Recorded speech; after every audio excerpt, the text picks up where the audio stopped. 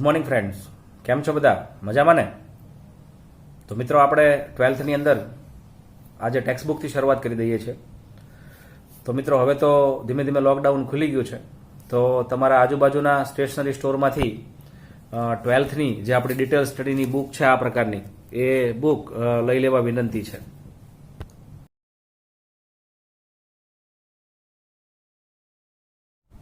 તો મિત્રો, આજે આપણે પેજ નંબર 17 ઉપર આપેલી જે પોએટ્રી છે એ પહેલી પોએટ્રીથી શરૂઆત કરીએ છીએ. પોએટ્રીનું ટાઇટલ છે શેપર શેપ્ડ. મિત્રો, બોર્ડ એક્ઝામની અંદર આ પોએટ્રી તમને 5 માર્ક્સમાં પૂછાઈ શકે. તમને ખબર જ છે કે આપણી પેપર સ્ટાઇલ પાર્ટ એ પાર્ટ બી વાળી છે. તો મિત્રો, પાર્ટ એની અંદર એમસીક્યુ આધારિત આ પોએટ્રી આપણને પૂછાઈ શકે છે. મિત્રો, તો આ પોએટ્રીનું ટાઇટલ છે શેપર શેપ્ડ. એને થોડું વ્યવસ્થિત રીતે સમજવા પ્રયત્ન કરજો. એકચ્યુઅલી જે શેપર શબ્દ છે એ નાઉન છે અને આ શેપ ઉપરથી ઉતરી આવેલો શબ્દ છે. તમને ખબર છે, ટુ શેપ એટલે ઘડવું અને શેપર એટલે ઘડનાર. અને શેપ શબ્દની પાછળ ઈડી લગાડ્યો છે એટલે આ V2 છે. એકચ્યુઅલી આ જે વર્બ છે એ વર્બનું V2 અહીં વાપરેલું છે. હવે શેપનો મિનિંગ આપણે ઘડવું એવું થતું હોય તો શેપનો મિનિંગ આપણે ઘડાઈ ગયું એવું કરી શકીએ. એટલે આપણી પાસે આપણું ફાઇનલ ટાઇટલ છે શેપર શેપ્ડ, ઘડનાર ઘડાઈ ગયો, રિટન બાય હરીન્દ્રનાથ ચટ્ટોપાધ્યાય. તો મિત્રો, જે હરીન્દ્રનાથ ચટ્ટોપાધ્યાય છે એ જે સરોજની નાયડુ છે એમના યંગર બ્રધર છે. સરોજની નાયડુને ઇન્ડિયન નાઇટિંગલનો ખિતાબ આપવામાં આવ્યો છે અને ઇન્ડિયન ફ્રીડમ સ્ટ્રગલ દરમિયાન એમણે ઘણું બધું પોતાનું યોગદાન આપેલું છે. અને ઘણી બધી ઇંગ્લિશ પોએટ્રીઝ હરીન્દ્રનાથ ચટ્ટોપાધ્યાય અને સરોજની નાયડુએ આપણા માટે લખેલી છે. તો એક સરસ મજાની પોએટ્રી છે જેનું ટાઇટલ છે શેપર શેપ્ડ, જેનો મિનિંગ આપણે કરીએ છીએ ઘડનાર ઘડાઈ ગયો. એકચ્યુઅલી આપણે આની અંદર 4 સ્ટેન્જા મારે તમને સમજાવવાના છે અને 4 સ્ટેન્જા બહુ સરસ આપેલા છે આમાં. અને this particular poetry speaks about self realisation of the human being. Self realisation એટલે આત્મ સાક્ષાત્કાર. જીવન જેમ જેમ આગળ વધે છે એમ વ્યક્તિને પોતાની જાતની વધારે ને વધારે સમજ થતી જતી હોય છે. આવી જ કંઈક એક ફિલોસોફિકલ બાબત લઈ અને હરીન્દ્રનાથ ચટ્ટોપાધ્યાયે આ કવિતા લખેલી છે.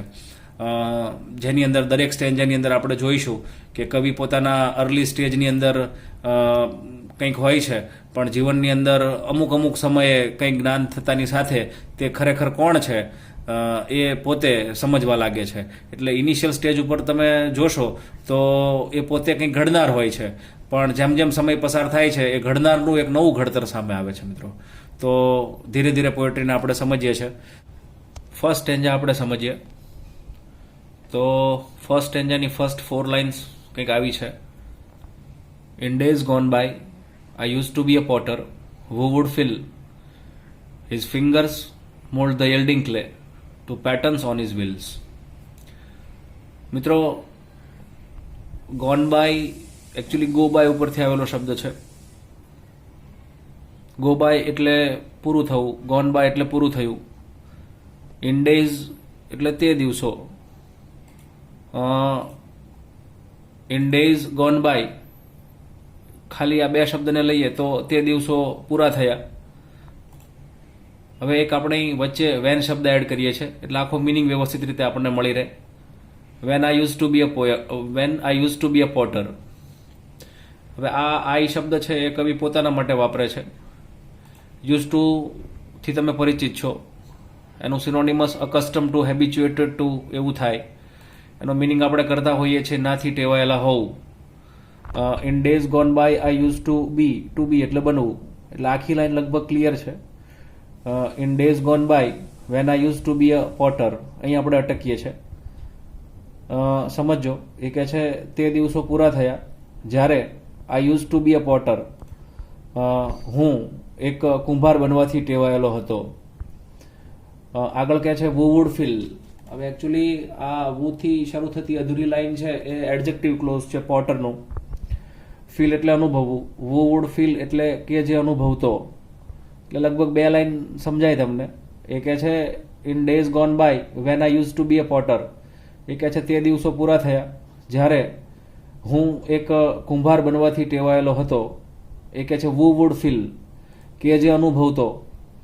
His fingers mould the yielding clay. આ સમજવા જેવું છે મિત્રો. His fingers mould the yielding clay. મિત્રો ટુ મોલ્ડ એટલે ટુ શેપ, આકાર આપવો. His fingers mould the yielding clay. yielding clay એટલે મુલાયમ માટી, એવો એનો આપણો મિનિંગ કરી શકીએ, જેને આપણે ઈચ્છીએ એ પ્રકારનો શેપ આપી શકીએ અને આપણે yielding ક્લે કહીશું. એટલે a potter who would fill his fingers mold the yielding clay. એ કે છે કુંભાર કે જે અનુભવતો કે તેની આંગળીઓ મુલાયમ માટીને આકાર આપી શકતી. To patterns on his wheels. મિત્રો ટૂંકમાં ટુ મોલ્ડ, ટુ પેટર્ન એકબીજાના સિનોનિમસ જ છે. ટૂંકમાં આનો મિનિંગ આપણે અલગ અલગ આકાર આપવો, તો આનો મિનિંગ આપણે અલગ અલગ ઘાટ આપવો, એવો ટુ પેટર્નનો કરી શકીએ છીએ. કુંભારના રેફરન્સમાં વ્હીલ્સ એટલે ચાકડો, ઓન ઇઝ વ્હીલ્સ એટલે તેના ચાકડા પર, એવું કરી શકીએ. એટલે ફર્સ્ટ 4 લાઇન્સ ઉપર થોડું ધ્યાન આપો તો તમને સમજાય. કવિ કહે છે in days gone by when I use to be a potter. એ કહે છે તે દિવસો પૂરા થયા જ્યારે હું એક કુંભાર બનવાથી ટેવાયેલો હતો.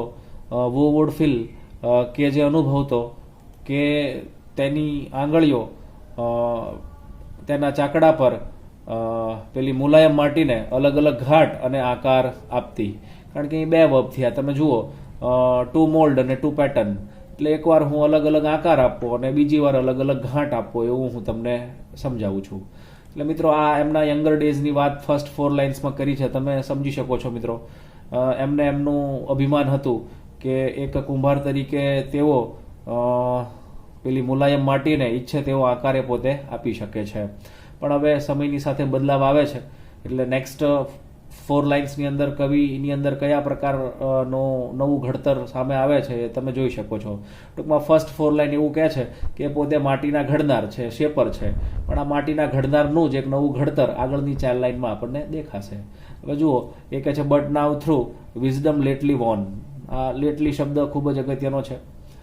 લેટલીનું સિનોનિમસ આપણે કરતા હોઈએ છીએ રિસન્ટલી, એટલે યાદ રાખજો મિત્રો. ઓફલેટ પણ ઘણા એને કહેતા હોઈએ છીએ, જેને આપણે તાજેતરમાં મોડેથી આવું બોલતા હોઈએ છીએ. જુઓ, સમજો. એ કહે છે but now through wisdom lately won. Wisdom એટલે પ્રુડન્સ, જેને આપણે ડહાપણ કહીએ છીએ. પરંતુ હવે થ્રુનો મિનિંગ આપણે કરતા હોઈએ છીએ થી થકી દ્વારા. But now through wisdom lately won, બરાબર સમજો.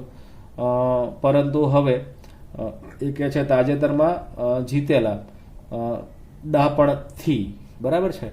ટૂંકમાં અહીં વોન શબ્દની જગ્યાએ હું ગોડ શબ્દ પણ મૂકી શકું, એટલે આખું આમ થાય. પરંતુ હવે તાજેતરમાં મેળવેલા, પ્રાપ્ત કરેલા ડહાપણથી. ધેટ પ્રાઇડ હેઝ ડાઇડ હવે. ધેટ પ્રાઇડ એટલે તે ગૌરવ, હેઝ ડાઇડ હવે. ટૂંકમાં અહીં જુઓ તો પૂર્ણ વર્તમાન કાળ આપ્યો છે, હેઝની સાથે ક્રિયાપદનું વિથડ છે. ડાઇડ અવે એટલે ઇન શોર્ટ મારે તમને કહેવું હોય તો લેફ્ટ, પૂરું થઈ જવું, છોડી દેવું, જતું રહેવું, એવો એનો મિનિંગ આપણે કરતા હોઈએ છીએ. એટલે કહે છે ધેટ પ્રાઇડ હેઝ ડાઇડ અવે, એટલે તે ગૌરવ જઈ ચૂક્યું છે. કયું ગૌરવ જઈ ચૂક્યું છે? તો કહે છે કે હું આવી રીતે મુલાયમ માટીને આકાર આપી શકું છું. એનું જે ગૌરવ એમનામાં હતું એ ગૌરવ એ કહે છે હવે મારામાંથી જઈ ચૂક્યું છે. કેમ જઈ ચૂક્યું છે? તો કહે છે તાજેતરમાં જ એક નવા પ્રકારનું ડહાપણ મારી અંદર આવ્યું છે. અને એ ડહાપણ જેને કહેવાય કે જવાને કારણે એ કહે છે I have ceased to be the potter. આ સમજો બરાબર. સીઝનો મિનિંગ આપણે કરતા હોઈએ છીએ સ્ટોપ. આની અંદર પણ પૂર્ણ વર્તમાન કાળ છે. એ કહે છે I have cease to be a potter. એ કહે છે મેં સીઝડ એટલે બંધ કરી દીધું છે. I have cease to be, મેં બનવાનું બંધ કરી દીધું છે, હું છોડી ચૂક્યો છું. I have cease to be the potter. એ કહે છે હું કુંભાર બનવાનું છોડી ચૂક્યો છું. And have learn to be the clay. Actually આની આગળ પણ આપણે આઈ સમજી શકીએ છીએ. એટલે કવિ કહે છે અને હું શીખી ચૂક્યો છું to be the clay. Clay એટલે માટી. એટલે એ કહે છે પરંતુ તાજેતરમાં પ્રાપ્ત કરેલા ડહાપણથી તે ગૌરવ જઈ ચૂક્યું છે. I have cease to be the potter. હવે હું કુંભાર બનવાનું છોડી ચૂક્યો છું અને માટી બનતા શીખી ચૂક્યો છું. તો મિત્રો બહુ સરસ ફર્સ્ટ સ્ટેન્જાની અંદર એમણે સમજ આપી છે. ફર્સ્ટ 4 લાઇનને તમે જુઓ તો એની અંદર કવિ પોતે કંઈક ગૌરવ ધરાવનારા કુંભાર છે અને એમને ગૌરવ છે કે હું પોતાની આંગળીઓ દ્વારા ઈચ્છું એ પ્રકારે માટીને આકાર આપી શકું છું. પણ છેલ્લી 4 લાઇનમાં તમે જોઈ શકો છો કે માટીના ઘડનાર કુંભારમાંથી તેઓ પોતે માટી બનતા શીખી ચૂક્યા છે. એટલે કુંભારનું માટી તરીકેનું એક નવું ઘડતર આપણી સમક્ષ અહીં આવે છે. મિત્રો આખો સ્ટેન્જા ફરી એકવાર તમે જોઈ શકો છો. એ કહે છે in days gone by when I use to be a potter. એ કહે છે તે દિવસો પૂરા થયા જ્યારે હું એક કુંભાર બનવાથી ટેવાયેલો હતો. એ કહે છે હુ વુડ ફીલ કે જે અનુભવતો his fingers mould the yielding clay to pattern on his wheels. કે તેની પેલી આંગળીઓ એ કહે છે મુલાયમ માટીને તેના ચાકડા ઉપર અલગ અલગ પ્રકારનો ઘાટ અને આકાર આપતી. આ એમના અગાઉના દિવસો છે. But now through wisdom lately won. પરંતુ હવે પેલા તાજેતરમાં આવેલા ડાપણથી ધેટ પ્રાઇડ હેઝ ડાઇડ. હવે તે ગૌરવ જઈ ચૂક્યું છે. I have cease to be the potter. એ કહે છે હવે મેં કુંભાર બનવાનું બંધ કરી દીધું છે અને હવે હું માટી બનતા શીખી ચૂક્યો છું. એટલે અહીં તમે જુઓ માટીના ઘડનારમાંથી માટી તરીકેનું એક નવા પ્રકારનું ઘડતર આપણી સમક્ષ આવે છે. એટલે કવિ અહીં કહે છે શેપર શેપ્ડ, જે ઘડનાર છે એ પોતે ઘડાઈ ગયો. તો મિત્રો હું માનું ત્યાં સુધી પહેલો સ્ટેન્જા સમજાતો હશે. બીજો સ્ટેન્જા આપણે સમજીએ છીએ, પણ થોડું વ્યવસ્થિત ધ્યાન આપજો કારણ કે આખી પોએટ્રી પૂરી થઈ ગયા પછી ટૂંકમાં એક્ઝામની અંદર જે MCQ પૂછાય છે એની હું PDF ફાઇલ પણ તમને હું મોકલીશ. એટલે તમારે તમારી જાતે એ સોલ્વ કરવાની રહેશે અને કંઈ પ્રોબ્લેમ હોય તો તમે મારો કોન્ટેક્ટ પછી કરી શકો છો. અને આખી પોએટ્રી સમજ્યા પછી એટલા MCQ ને પ્લસ જે વોકેબ્સ છે વ્યવસ્થિત તૈયાર કરીએ તો મિત્રો એક્ઝામિનેશનનું કામ પરફેક્ટ રીતે અહીં પૂરું ગણાશે. હા મિત્રો, તો હવે સેકન્ડ સ્ટેન્જા ઉપર થોડું ધ્યાન આપજો. અહીં પણ જે કવિનું નવું ઘડતર આપણી સમક્ષ સામે આવશે. તો મિત્રો કર્સર જ્યાં ફરતું અહીંયા થોડું વ્યવસ્થિત રીતે ધ્યાન આપો એટલે સમજાશે. અહીં હરેન્દ્રનાથ ચટ્ટોપાધ્યાય કહે છે ઇન અધર ડેઝ એટલે સમજી શકાય તે દિવસોમાં I use to be a poet. I use to be a poet ફરીથી એનું એ જ છે. Use to habituated to a custom to. થોડું યાદ રાખજો. I use to be a poet એ કહે છે હું એક કવિ બનવાથી ટેવાયેલો હતો. એટલે ટૂંકમાં આ લાઈન અહીં સુધી કમ્પ્લીટ થઈ ગઈ. એ કહે છે તે દિવસોમાં I use to be a poet, હું એક કવિ બનવાથી ટેવાયેલો હતો. થ્રુ વોઝ પેન, કે જેની પેન દ્વારા, યસ આ થ્રુનો મિનિંગ આપણે અગાઉ જોયો, થી થકી વડે એવું કરતા હોઈએ છીએ. કે જેની પેન દ્વારા ઇનનંબરેબલ સોંગ્સ વુડ કમ. ઇનનંબરેબલ એટલે અસંખ્ય, સોંગ્સ એટલે જેને આપણે કહીએ ગીતો, વુડ કમ ઇન શોર્ટ આવતા અથવા પેન દ્વારા રચાતા. અને ચોથી લાઈન કહે છે to win the hearts of men. To win the hearts of men એટલે મનુષ્યોના હૃદયોને જીતવા. સમજી શકાય તેવું છે. એટલે પહેલી 4 લાઈન તમે વ્યવસ્થિત ધ્યાન આપો તો કહે છે in other days I use to be a poet. તે દિવસોમાં હું એક કવિ બનવાથી ટેવાયેલો હતો. થ્રુ વૂઝ પેન, કે જેની પેન દ્વારા ઇનનંબરેબલ સોંગ્સ વુડ કમ, એ કહે છે અસંખ્ય ગીતો રચાતા. To win the hearts of men એ કહે છે મનુષ્યોના હૃદયોને જીતવા. એ મેં થોડી મારી રીતે લાઈનને આમ નંબર આને ચોથી કીધી છે અને ત્રીજી કીધી છે, એનો વ્યવસ્થિત મિનિંગ નીકળે છે. તે દિવસોમાં હું એક કવિ બનવાથી ટેવાયેલો હતો કે જેની પેન દ્વારા એ કહે છે મનુષ્યોના હૃદયોને જીતવા અસંખ્ય ગીતો રચાતા. એટલે આ કવિના યુવાનીના દિવસોની અંદર તમે જોઈ શકો છો તો પોતે કવિ હતા અને તેમને એમ હતું કે તેઓ પોતાના ગીત દ્વારા અસંખ્ય લોકોના હૃદયોને જીતી શકે છે. એટલે ટૂંકમાં અહીં યંગર એજની અંદર કોઈ પણ વ્યક્તિને ફેમસ થવાની જે એની ઈચ્છા છે અહીં એમણે પોતે દર્શાવી છે. પરંતુ જીવનની અંદર કંઈક ને કંઈક ટર્નિંગ પોઈન્ટ આવતો જતો હોય છે. હવે એ લાસ્ટ 4 લાઇન્સમાં આપણને કહે છે but now through new got knowledge. મિત્રો પરંતુ હવે ફરીથી પાછું થ્રુ એટલે થી થકી દ્વારા, ન્યૂ ગોટ નોલેજ એટલે નવું પ્રાપ્ત કરેલું જ્ઞાન. પરંતુ હવે નવા પ્રાપ્ત કરેલા જ્ઞાનથી જોજો બરાબર. હા, એ કહે છે which I had not had so long. Had not had એટલે નો હતું એવું કહી શકાય. Which I had not had so long એટલે અગાઉ. આ નોલેજનું એડજેક્ટિવ ક્લોઝ વિચથી શરૂ થાય છે. એટલે 2 લાઈન તમે જુઓ. પરંતુ હવે નવા પ્રાપ્ત કરેલા જ્ઞાનથી કે જે અગાઉ આઈ હેડ નોટ હેડ મારી પાસે નહોતું, એટલે અહીં જુઓ તો કવિના જીવનની અંદર એક નવું જ્ઞાન પ્રાપ્ત થાય છે, અને જેવું જ્ઞાન પ્રાપ્ત થાય છે કે તરત જ last 2 lines I have cease to be the poet. Once again આ લાઇન તો તમે અગાઉ ભણ્યા છો. સીઝનો મિનિંગ આપણે સ્ટોપ કરીએ છીએ. એ કહે છે આઈ હેવ સીઝડ, હું બંધ કરી ચૂક્યો છું, ટુ બી ધ પોએટ, એ કહે છે હું કવિ બનવાનું બંધ કરી ચૂક્યો છું. And I have learn to be the song, અને હવે હું શીખી ચૂક્યો છું ટુ બી ધ સોંગ, અને હવે હું ગીત બનતા શીખી ચૂક્યો છું. ટૂંકમાં તમે જોઈ શકો છો તો ફર્સ્ટ 4 લાઇનની અંદર તેઓ પોતે એક કવિ હતા, પરંતુ આ જ કવિનું એટલે ટૂંકમાં ગીતોના ઘડનાર, ગીતોના રચનાર એક કવિ હતા ફર્સ્ટ 4 લાઇનની અંદર, પણ આ જ ઘડનારનું એક નવું ઘડતર સોંગ તરીકે સામે આવે છે. એટલે આપણી પાસે ટાઇટલ છે શેપર શેપ્ડ, ઘડનારનું ઘડતર અથવા ઘડનાર ઘડાઈ ગયો, એવું આપણે કહેતા હોઈએ છીએ. તો મિત્રો સરસ મજાની વાત આ સેકન્ડ સ્ટેન્જામાં પણ હરીન્દ્રનાથ ચટ્ટોપાધ્યાય આપણી સાથે કરી છે. તો મિત્રો પ્રથમ 2 સ્ટેન્જાની અંદર તમે જોયું કે અહીં માટીના ઘડનારમાંથી માટી બનતા શીખી ચૂક્યા છે. સેકન્ડ સ્ટેન્જાની અંદર ગીતોના રચયિતા હતા, એનાથી ગીત બનતા શીખી ચૂક્યા છે. હવે ત્રીજી સ્ટેન્જાની અંદર જોઈએ છે તો હરીન્દ્રનાથ ચટ્ટોપાધ્યાય કહે છે, એ કહે છે I was a fashioner of the swords in days that now are gone. બહુ સરસ વાત કરી છે. કવિ ફરીથી એકવાર કહું છું પોતાના માટે આ શબ્દ વાપરે છે. ફેશનર શબ્દનું સિનોનિમસ શેપર થશે. સ્વોર્ડ્સનો મિનિંગ આપણે તલવારો કરતા હોઈએ છીએ. ફેશનર ઓફ ધ સ્વોર્ડ્સ એટલે તલવારોનો ઘડનાર. કવિ કહે છે I was fashioner of the swords, એ કહે છે હું તલવારોનો ઘડનાર હતો. In days that now are gone. In days એટલે તે દિવસો, ધેટ નાવ આર ગોન કે જે હવે જઈ રહ્યા છે અથવા જઈ ચૂક્યા છે, એવું આપણે કહી શકીએ. હવે મિત્રો આને વ્યવસ્થિત એનો મિનિંગ કરવા માટે હું લાઇનને ઉપર નીચે કરું છું, એટલે આને આપણે પહેલી લાઇન સમજશું અને બીજી સમજશું. આ જ પ્રકારના સુધારા તમે તમારી ટેક્સ્ટબુકમાં કરીને સમજી શકો છો. અને આની આગળ એક આપણે વેન શબ્દ એડ કરીએ છીએ. એટલે આ લાઇનને હું પહેલા બોલું, in days that now are gone, એ કહે છે તે દિવસો કે જે હવે જઈ રહ્યા છે.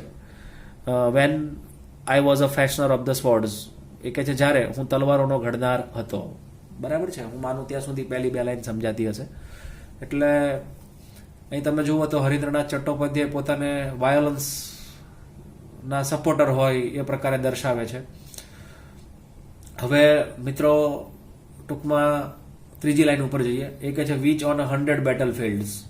હવે જો મિત્રો અહીં ગોન હોય ને તો વીચ અહીં સેટ ન થાય, એટલા માટે મેં લાઇનને ઉપર નીચે કરી. એટલે આ જો સેકન્ડ લાઇન સ્વોર્ડ્સ આપણે મૂકીએ તો આ સ્વોર્ડ્સ નાઉન છે તો એનો એડજેક્ટિવ ક્લોઝ વીચ બની શકે. એટલે જે કર્યું એ બરાબર છે. એ કહે છે વીચ એટલે આપણે હવે આમ જ સમજશું, in days that now are gone when I was a fashioner of the swords. એટલે સ્વોર્ડ્સને નીચે સમજીએ એટલે કહે છે તે દિવસો પૂરા થયા કે જ્યારે હું તલવારોનો ઘડનાર હતો. વિચ એટલે કે જે તલવારો on 100 battle fields. Battle fields એટલે યુદ્ધભૂમિઓ. 100 બેટલ ફિલ્ડ્સ એટલે સેંકડો યુદ્ધભૂમિઓ.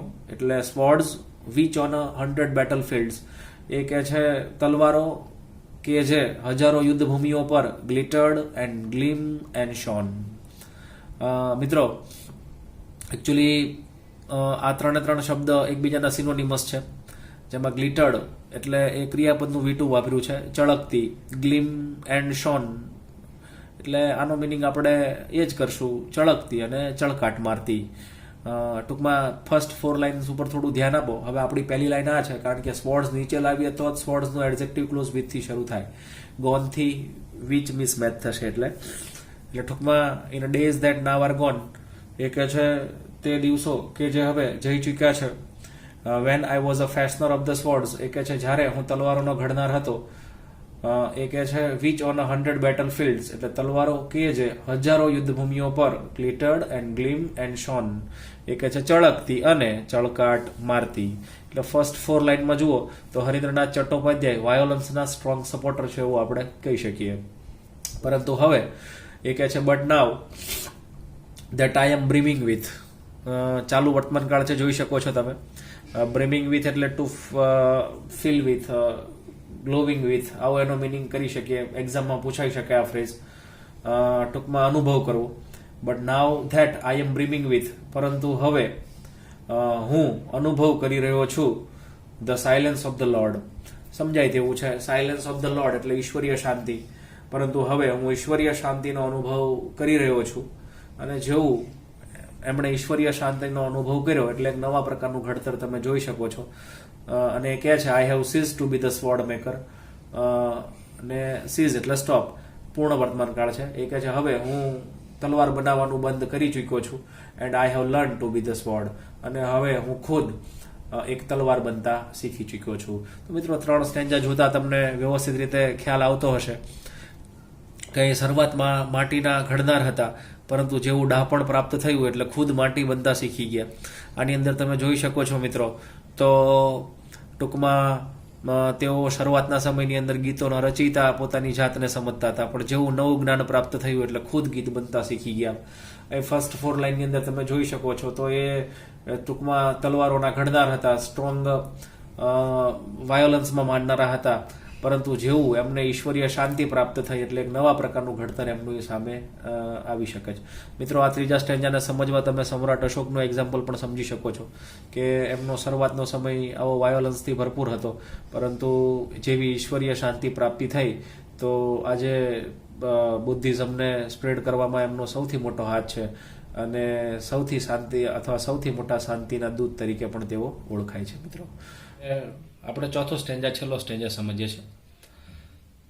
In bygone times I use to be a dreamer who would hull on every side an insolence of emerald and pearl.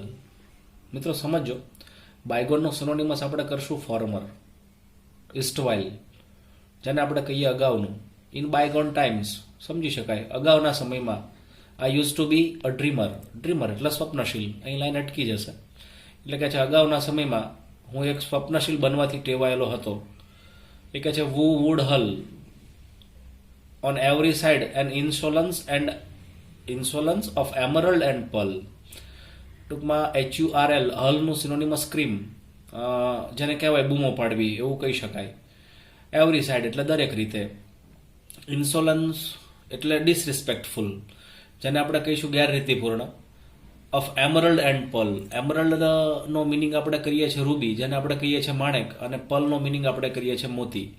એટલે આખી લાઈનને તમે ફર્સ્ટ 4 લાઈનને આપણે સમજવી હોય તો in bygone times I use to be a dreamer. એ કહે છે અગાઉના સમયમાં હું એક સ્વપ્નશીલ હતો.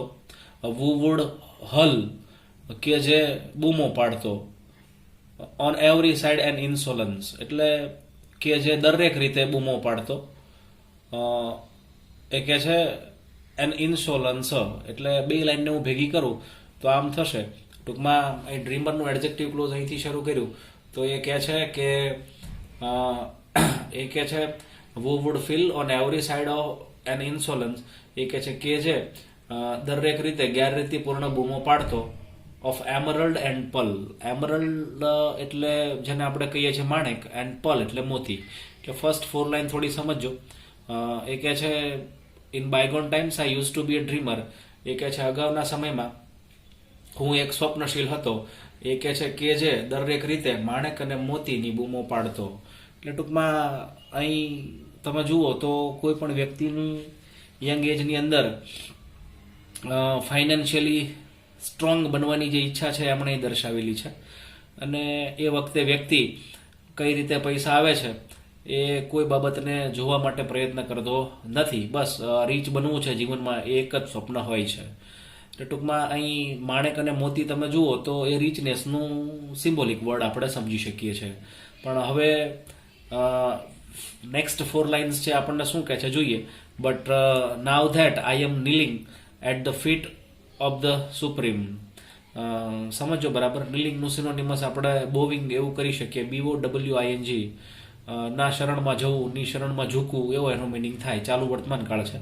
એ કહે છે પરંતુ હવે હું ઝૂકી રહ્યો છું. એ કહે છે at the feet of the supreme. Supreme એટલે ગોડ અથવા ઓલમાઇટી, ઈશ્વર એવું કરી શકીએ. પરંતુ હવે એ કહે છે હું ઈશ્વરના શરણમાં ઝૂકી રહ્યો છું. અને જેવું ઈશ્વરનું શરણ વ્યક્તિને પ્રાપ્ત થાય એટલે કોઈ પણ પ્રકારની ઉપરની ઈચ્છા રહેતી નથી. એ કહે છે I have cease to be a dreamer. એ કહે છે હવે મેં સ્વપ્નશીલ બનવાનું બંધ કરી દીધું છે. And I have learn to be the dream. અને હવે હું એક ખુદ સ્વપ્ન બનતા શીખી ચૂક્યો છું. એટલે તમે જોઈ શકો છો મિત્રો કે અહીં ફર્સ્ટ 4 લાઈનની અંદર એમરલ્ડ અને પલ થકી એ ગમે તે રીતે ટૂંકમાં નાણાકીય રીતે ફાઇનાન્શિયલી સ્ટ્રોંગ બનવાની વાત કરી છે. પરંતુ જેવું એ કહે છે ઈશ્વરીય શરણ પ્રાપ્ત થાય છે ત્યારે બીજા કોઈનું મહત્વ જીવનમાં રહેતું નથી અને કહે છે હવે મેં સ્વપ્નશીલ બનવાનું બંધ કરી દીધું છે અને ખુદ સ્વપ્ન બનતા શીખી ચૂક્યો છું મિત્રો. તો આવી રીતે એક નવા પ્રકારનું ઘડતર એક સ્વપ્નશીલ વ્યક્તિમાંથી ખુદ સ્વપ્ન બનતા શીખવું એટલે અહીં તમે સમજી શકો છો મિત્રો આપણી પાસે ટાઇટલ શેપર શેપ્ડ, જેને આપણે કહીએ છીએ ઘડનારનું ઘડતર અથવા ઘડનાર ઘડાઈ ગયો. તો મિત્રો આવી રીતે આપણે 4 સ્ટેન્જા એટલે કે પહેલી પોએટ્રી સમજી લીધી. મેં તમને અગાઉ જણાવ્યું એ પ્રમાણે 5 માર્ક્સમાં બોર્ડની અંદર આ પોએટ્રી પૂછાઈ શકે. તો મિત્રો આના વોકેબ્સ અને સાથે સાથે જે આના એમસીક્યુ છે એની પીડીએફ ફાઇલ પણ હું આની સાથે મોકલી આપીશ. એટલે વ્યવસ્થિત રીતે ધ્યાન દઈ અને એના વોકેબ્સ અને એ એમસીક્યુ તમને વ્યવસ્થિત રીતે સોલ્વ કરવા વિનંતી છે. બીજી કંઈ તકલીફ હોય તો તમે સંપર્ક કરી શકો છો. Thank you.